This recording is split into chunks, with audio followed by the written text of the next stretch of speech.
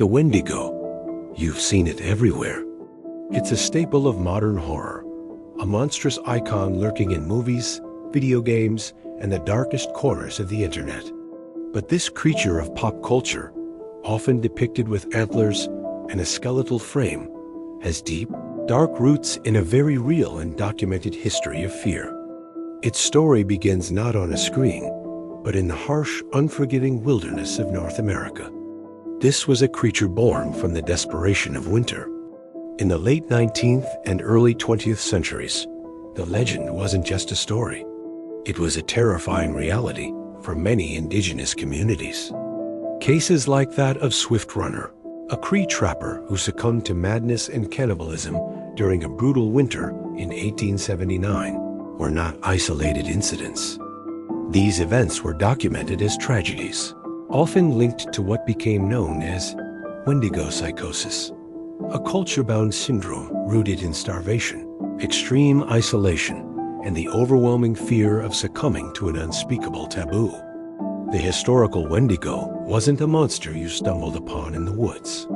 It was a monster you could become. It was a human being twisted by greed and desperation, an embodiment of the anathema of cannibalism. Over time, this psychological and spiritual horror began to transform. As the legend seeped from oral tradition into written accounts and eventually into mass media, its appearance started to shift.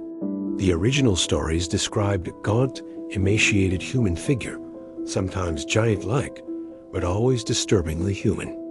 Pop culture, however, latched onto more visually striking and monstrous elements.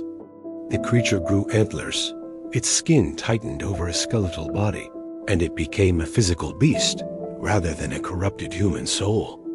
This new icon, the deer-skulled monster, is far more marketable and visually immediate, but it's largely detached from the nuanced cultural and psychological origins of the legend. It became less a cautionary tale about human nature and more a straightforward monster to be feared and fought. In the digital age, the Wendigo has found a new hunting ground. The internet has become the modern campfire, where the legend is retold and reshaped for a global audience. Online forums like Reddit, creepypasta stories, and countless YouTube videos analyzing alleged sightings have breathed new life into the myth.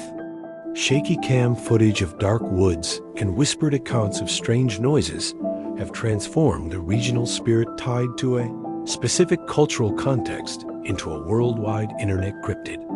This digital folklore often blends the historical with the fictional, creating a hybrid monster that is part historical terror, part video game boss, and part online urban legend.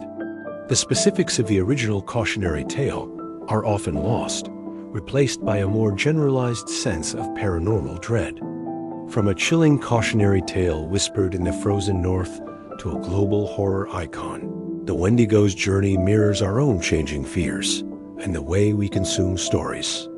It has evolved from a symbol of starvation and spiritual corruption into a creature feature, a digital ghost haunting the endless woods of the internet. Yet, at its core, it remains a powerful and enduring symbol of insatiable hunger for food, for power, and perhaps most of all, for the terrifying stories that we tell ourselves in the dark.